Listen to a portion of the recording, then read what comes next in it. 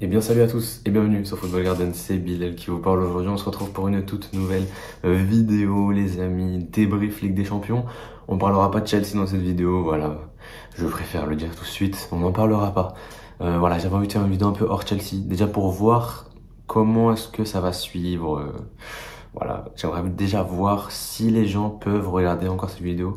Voilà, si cette vidéo fait 300, entre 300 et 400 vues on va dire, je serais quand même plutôt content dans le sens où voilà, c'est un contenu hors Chelsea, c'est pas vraiment ce que les gens attendent sur ma chaîne, même si à la base, je l'ai toujours dit que ma chaîne ne serait pas une chaîne 100% de Chelsea, parce que bah déjà j'aime le football. Au-delà d'aimer Chelsea, j'aime le football, j'aime beaucoup d'autres équipes. Je suis pas supporter, mais j'aime beaucoup regarder d'autres équipes. Voilà, les quarts de finale de Ligue des Champions étaient fous. Voilà, clairement, les quarts de finale, le premier jour, voilà, était encore mieux, je trouve. Le Paris Saint-Germain qui remonte face au FC Barcelone. Et du coup, évidemment, l'Atlético qui choke et qui permet à Dortmund de passer en demi. Hier, on a eu des matchs un petit peu plus tranquilles, on va dire. Voilà, la victoire du Bayern contre Arsenal, elle fait plaisir celle-là. Et la victoire du Real Madrid au tir au but, c'est pour ça que j'ai mis le maillot, contre City, c'était des gros matchs. Et du coup, pour revenir au match, aux 4 matchs, déjà on va commencer par le Real Madrid. Voilà, j'ai mis le maillot. Le Real Madrid hier, ils nous ont pondu une prestation exceptionnelle. Voilà, ils ont défendu, c'est vrai, ils ont beaucoup défendu. Ils ont fait un style de jeu à l'Atlético. Voilà, faut dire les termes. Hier, voilà, City a largement surdominé les débats. Mais moi, je l'ai toujours dit, s'il y a bien une équipe qui peut sortir City sur un aller-retour, c'est le Real Madrid. Il y a que le Real, excusez-moi, pour sortir City sur une phase aller-retour. Et pour moi, il y avait que Real et Arsenal qui pouvaient sortir City en éventuelle finale. Voilà, avec un seul match. Le reste, c'était compliqué. Sauf que aujourd'hui, City n'est plus. Du coup, ce qui fait que ça rebat un petit peu pas mal les cartes. Ce qui fait que là, actuellement, je pense pas qu'il y ait de réels favoris qui se dégagent parmi les 4. Enfin, même si Dortmund, pour moi, est en dessous. On a potentiellement le Real en favori numéro 1, même s'il faut faire attention parce que ce soit le Bayern ou le Paris Saint-Germain ou même Dortmund, toutes les équipes ont une carte à jouer. Et le Bayern aura sa carte à jouer dans cette demi et c'est sûrement leur dernier espoir d'aller accrocher un trophée. Donc, clairement, pour le Bayern, l'objectif Ligue des Champions, c'est l'objectif principal, alors que le Real, ils ont encore la Liga à jouer. Mais bref, ça on est déjà dans l'analyse des demi-finales, mais c'est vrai que sur ce quart de finale-là, on a le Real qui marque très tôt dans le match.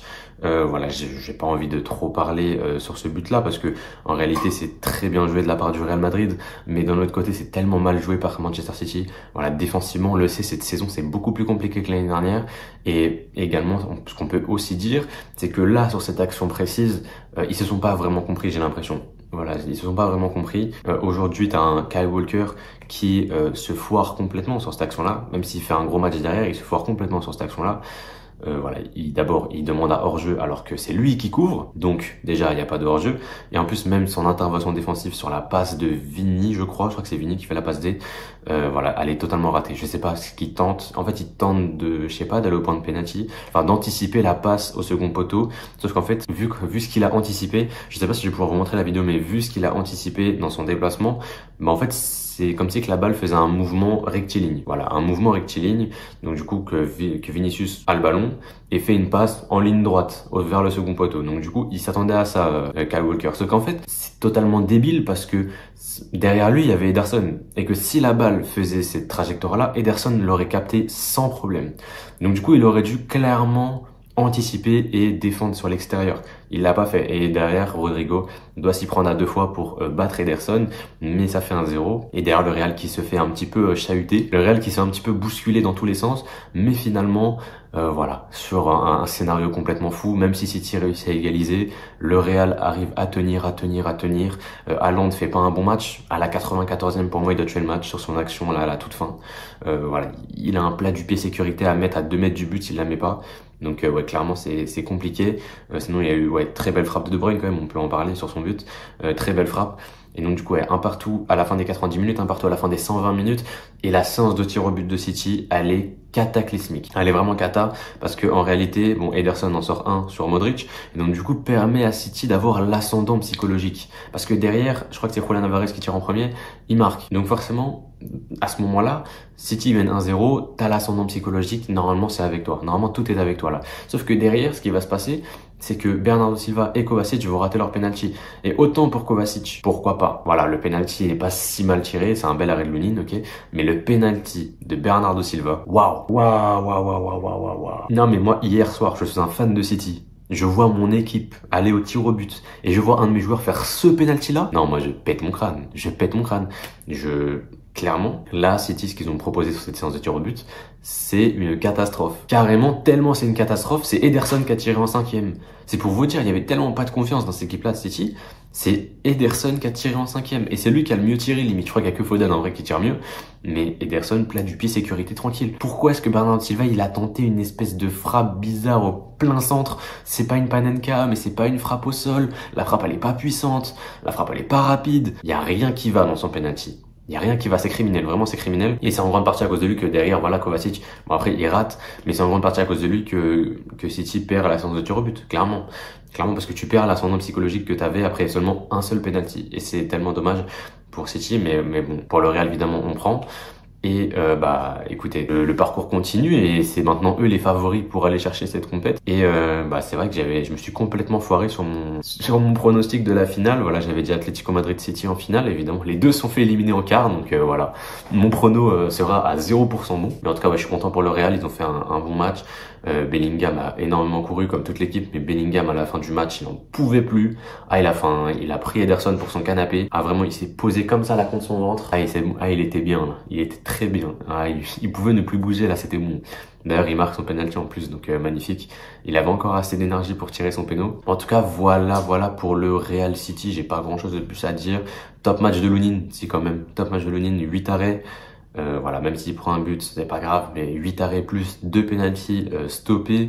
Bon, il y en a un, celui de Bernardo Silva, bon, voilà quoi. Il a pas stoppé 3 penalties même? Non, 2, ouais. Du coup, voilà, pour Real City, top match. Défensivement, je ne les ai pas trouvés super solides, mais il manquait du monde. Voilà, on a le retour de Militao aussi titulaire, ça c'est très cool. Le retour de Militao, ça fait plaisir à voir. Il s'était fait les ligaments croisés au tout début de saison, donc ça fait plaisir de le revoir. Voilà, avec sa petite coupe de cheveux avec des tresses là, bon voilà. Et je crois que c'est tout. Ouais, j'ai quand même parlé du match de Camavinga que j'ai trouvé très très bon, très bon. Clairement Camavinga aujourd'hui, je pense sincèrement qu'il y a tellement peu de milieux qui le sautent à l'Euro. Parce que en réalité, voilà, Deschamps, il aime son milieu à 3, Tchouaméni, Rabiot, Griezmann, mais aujourd'hui, Camavinga, il a largement sa place. Il a largement sa place devant un Rabiot, même si Rabiot montre de très très belles choses en équipe de France, ça c'est clair. Mais là, aujourd'hui, et même depuis pas mal de temps, Camavinga, il montre tellement de régularité, il doit être titulaire en équipe de France à l'Euro. Un petit Tchouaméni, Camavinga, Griezmann, voilà, moi je stream ce milieu de terrain-là en équipe de France. Mais en tout cas, voilà pour le match Real City. On passe du coup au match Bayern-Arsenal, tant qu'à faire, le Bayern qui s'impose face à Arsenal et ça fait plaisir. Ça fait plaisir mes frères Blues, voir Arsenal se faire sortir par le Bayern. Le bonheur, voilà, le bonheur existe. But de Joshua Kimmich. Bon, qu'est-ce que vous voulez que je vous dise? À part incroyable, exceptionnel, merci Tuchel pour les émotions, voilà. Clairement, voilà, j'ai le match de Bukayo Saka, il est cataclysmique. Le match de Kai Havertz, j'en parle même pas. Vraiment, le Arsenal a vraiment sorti un match dégueulasse. Ils ont vraiment sorti un non-match en fait. Pour moi, aujourd'hui, Arsenal devait gagner le match aller de manière assez claire. Ils devaient gagner 2-3-0. Ils ont fait 2-2. À partir du moment où il y avait match nul, pour moi, c'était fini. Je savais qu'Arsenal allait se faire sauter. Vraiment à partir de ce match nul là. Parce que s'ils avaient gagné à l'aller, ils seraient passés. Même s'ils avaient perdu. Ils auraient sûrement perdu dans tous les cas à l'Allianz Arena.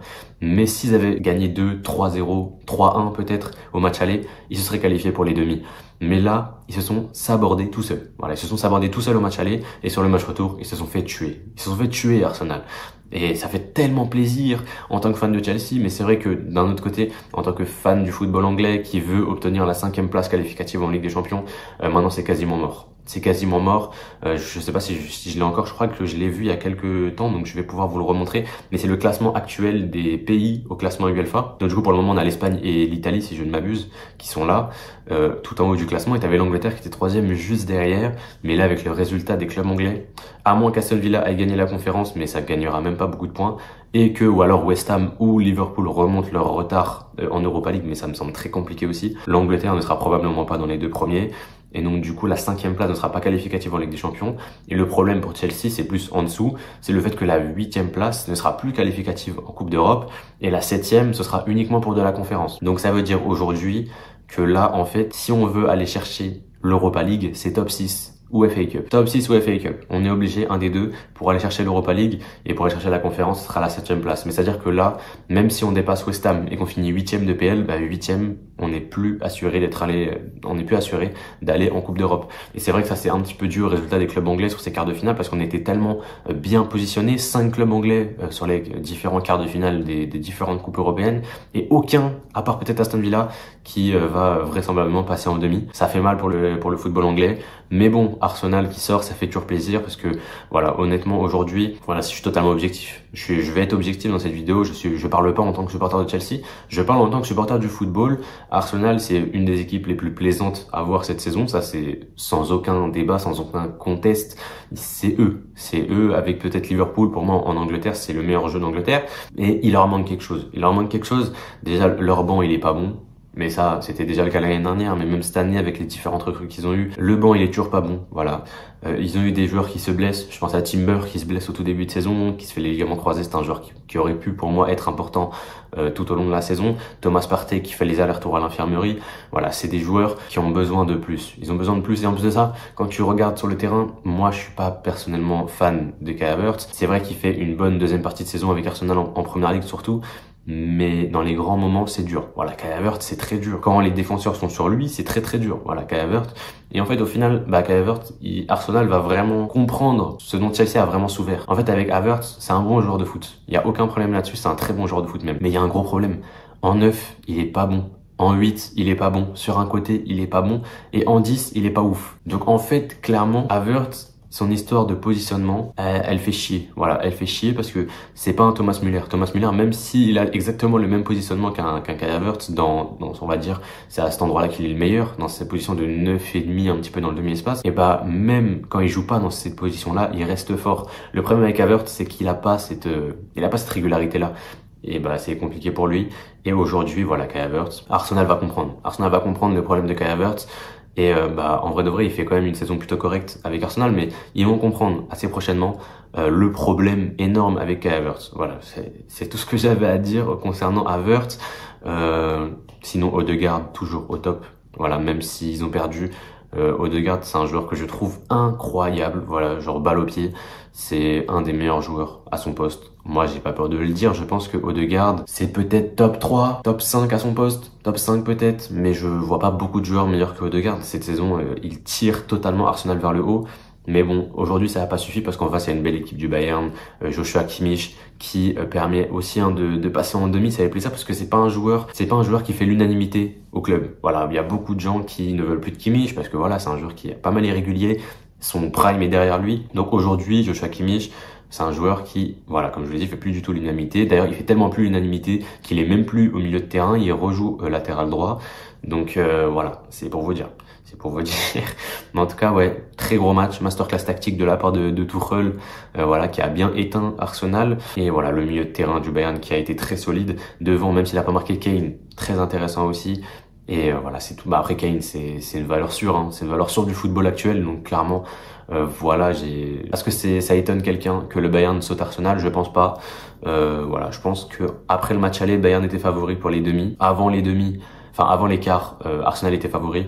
À partir du match retour, quand tu savais qu'il y avait 2-2 à l'Emirates, pour moi, le Bayern passait automatiquement favori. En tout cas, dans mon esprit, c'était assez clair.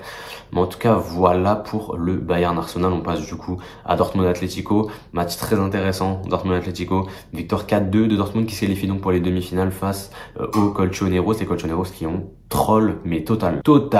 Parce qu'en fait, c'est très simple. Ils ont un but d'avance. Derrière, ils prennent 2 buts sur le match retour. Ils sont menés 2-0, ils sont éliminés. Mais derrière, ils reviennent à 2-2. Ça veut dire que non seulement à la base, ils étaient qualifiés, mais pendant le match, ils étaient qualifiés aussi. Ils étaient qualifiés pendant le match. Et je pense par exemple à l'occasion de Morata à la 4e minute. Quelle idée de faire un piqué dans cette situation-là. Tu as 36 000 possibilités. Tu peux crocheter le gardien sur la gauche et frapper dans le but vide. Tu peux juste mettre une sauce au second poteau. Tu peux faire ce que tu veux, mais toi, tu mets un piqué au premier poteau, un piqué tout à droite, comme ça. C'est quoi ça? Sérieusement, c'est quoi ça? Non, Morata, c'est criminel. Autant criminel que le penalty de Bernardo Silva. cette action-là, c'est grave qu'elle ne finisse pas. Parce qu'on peut parler de l'action de Sabitzer une minute avant, c'est vrai, sauf que Sabitzer, il finit avec un but de passe D. Un but de passe D, c'est l'homme du match. Donc, on peut pas vraiment parler. On peut pas parler. C'est ça le truc. On peut pas parler. Et aujourd'hui, Dortmund, ils ont vraiment montré de très très belles choses. De très très belles choses. Et il va pas falloir les sous-estimer. Il va pas falloir les sous-estimer parce que voilà, ils ont un joueur que moi j'apprécie beaucoup, que pas mal de supporters apprécient beaucoup. Yann Madsen, évidemment. Yann Madsen, c'est un joueur de très grande classe. Voilà, clairement. Il a mis un but en Ligue des Champions. Il a envoyé un petit peu à lui tout seul. Non, je vais pas dire à lui tout seul, mais il a envoyé Dortmund en demi avec son but. Très très beau but d'ailleurs. Et les deux premiers buts, c'est vraiment ces deux photocopies. Défensivement, l'Atlético, ils étaient totalement à la rue. Ils étaient totalement à la rue sur ce match. Et clairement, j'ai trouvé ça, mais pardon, genre, quelle idée. Mais quelle idée de défendre comme ça. Genre, l'Atlético, aujourd'hui, c'est cata. Voilà, c'était cata défensivement. Et le truc encore pire, c'est que offensivement, c'était cata aussi. En fait, à partir du moment où l'Atlético égalise à 2 partout, et donc du coup est qualifié, 0 tir. 0 tir de l'Atlético jusqu'à la fin du match. De la 65e jusqu'à la 90e, 0 tir. C'est pas normal. C'est pas normal, vraiment, d'être vraiment focalisé sur on doit tenir le score, alors que concrètement, t'avais la possibilité d'alourdir le score. T'avais la possibilité de l'alourdir, ce score. Parce que Dortmund, ils auraient couru après le score, t'avais facilement des options pour aller attaquer. Mais toi, t'as préféré te recroqueviller comme ça dans ta défense. Et ça, c'est vraiment cholo, quoi. C'est vraiment cholo et c'est dommage. Parce que l'Atlético avait vraiment une possibilité, non seulement d'aller en demi, mais ils avaient vraiment un coup à jouer dans cette Ligue des Champions. Ils avaient un coup à jouer pour être vraiment l'équipe qui fout la merde. Et voilà, bah c'est Dortmund qui les sort. Et honnêtement, je l'avais dit à un ami à moi, je l'avais dit, c'est vrai que j'avais dit ça. J'avais dit, pour moi, l'Atlético va en finale, sauf si Dortmund les saute. Pour moi, il n'y avait que Dortmund qui pouvait sauter l'Atlético. Et ben, j'avais raison. Dortmund a sauté l'Atlético. Ce qu'ils ont montré sur ce match-là, c'est totalement mérité. Voilà, la victoire est totalement méritée. Victoire avec la manière. 2 buts d'avance. Ils ont mis 4 buts au Signal Iduna Park. Jean-Charles Sabatier, à la fin du match, il avait plus de voix. Il a dû crier sur 6 buts, le pauvre. Mais en tout cas, voilà, Dortmund, top match de leur part. Et l'Atlético, bah... c'est compliqué, on attend de voir le prochain mercato, ce qui va se faire, est-ce que certains joueurs vont partir ou pas. Je pense que voilà, un joueur comme Griezmann, il va être gardé, un joueur peut-être un Jiménez va être gardé. Voilà, ce genre de joueur-là. Mais en tout cas, ça m'étonnerait pas qu'un Morata s'en aille, qu'un Correa s'en aille, Depay, s'il y a une bonne offre, je pense qu'il partira aussi. Ça m'étonnerait même pas de voir Oblak partir aussi. Bref, en tout cas, il y a beaucoup de chantiers à l'Atlético. Et félicitations à Dortmund pour leur qualif. Très gros match de Sabitzer, j'ai bien aimé le match de Sancho.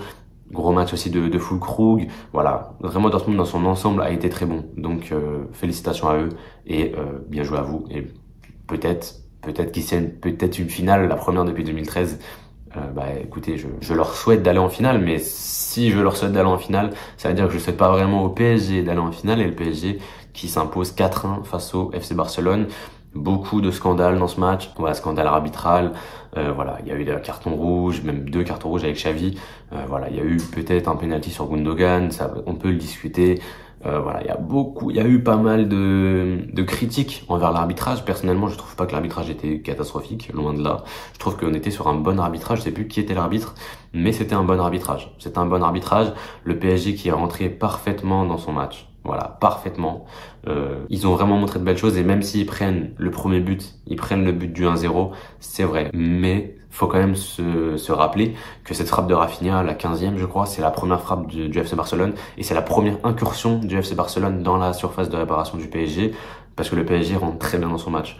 Et ce but-là, il est totalement contre le cours du jeu. Et vraiment, même sur la bascule, c'est ce carton rouge de Araujo qui vient vraiment éteindre les rêves du Barça. Vraiment, à partir du moment où Araujo sort, je me dis c'est bon, c'est fini. Je sais que le PSG va revenir. Après, peut-être que le Barça peut. Rafinha fait un très grand match. D'ailleurs, Rafinha fait une très grosse double confrontation. Bon, il peut être beaucoup critiqué, beaucoup critiquable, mais sur ce double match-là, il a vraiment montré de belles choses. Déjà, il met 3 buts, mais en plus de ça, il était tellement, comment dire, il bougeait beaucoup. Techniquement, il était vraiment bon. Voilà, techniquement, il était vraiment bon, et même à 10 contre 11, il y avait plus grand monde devant, à part lui et Lewandowski. Et bah, malgré tout, il était quand même plutôt bon. Vraiment, j'ai vraiment apprécié cette double confrontation de Rafinha. Le milieu de terrain, je l'ai pas apprécié. Voilà, que ce soit Pedri, que ce soit De Jong, et si je sais plus qui était le dernier, c'était Firmine, je crois. Non, Firmine est rentré. Je sais plus c'était qui le troisième au milieu de terrain.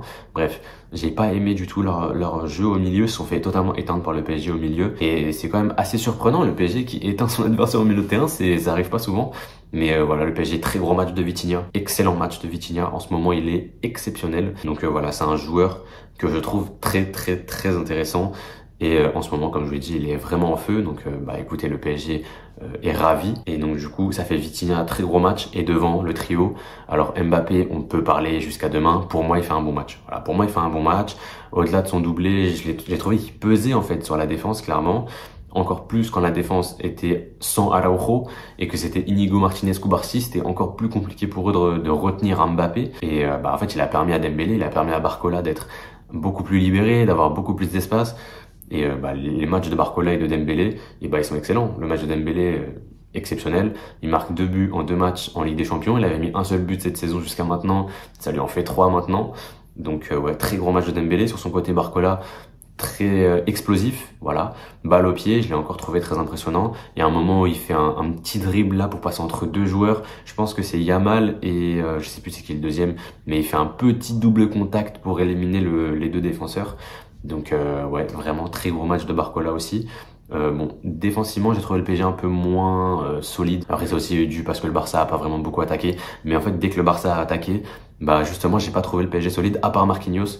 Marquinhos fait un match de patron. Voilà, quand il fait des mauvais matchs, on le dit. Quand il fait des bons matchs, faut le dire. Et là, il fait un très bon match. Un match de patron. Vraiment un match de patron, le match de Marquinhos. Donc, victoire méritée pour le PSG. Donnarumma, attention. Voilà, Donnarumma, attention. C'est mon petit point noir de ce match. Donnarumma fait pas un bon match. Faut faire attention quand même.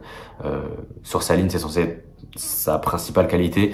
Et là, sur sa ligne, il a pas été très bon sur sa ligne, sur l'action de Rafinha. Mais d'ailleurs, sur la double confrontation, je n'ai pas vraiment aimé Donnarumma. Au match aller, il a fait beaucoup d'erreurs techniques, beaucoup d'erreurs de sortie, alors que en vrai de vrai, c'était pas vraiment compliqué à prendre ces ballons-là, surtout pour un gardien de 2 mètres. Et là, sur ce match-là, son erreur sur l'action du coup, sur le but, elle aurait pu être préjudiciable. Elle aurait pu l'être. Mais finalement, le PSG est qualifié. On a donc des demi-finales PSG Dortmund et Real Bayern. Real Bayern remix de 2017, PSG Dortmund remix des phases de groupe. C'est vrai qu'ils se sont joués en groupe, donc ça va être très intéressant. En tout cas, moi je vous laisse là-dessus, ça fait 24 minutes que je tourne, j'ai parlé des 4 matchs. On se retrouve très bientôt pour potentiellement l'avant-match de Chelsea City. Comme je vous l'avais dit dans la dernière vidéo, il n'y aura pas de débrief de Chelsea City parce que je ne vais pas regarder le match, je serai au stade. Donc du coup, voilà, c'est tout pour moi. On se retrouve bientôt. C'était Bilal de la chaîne Football Garden. Portez-vous bien et la paix sur vous.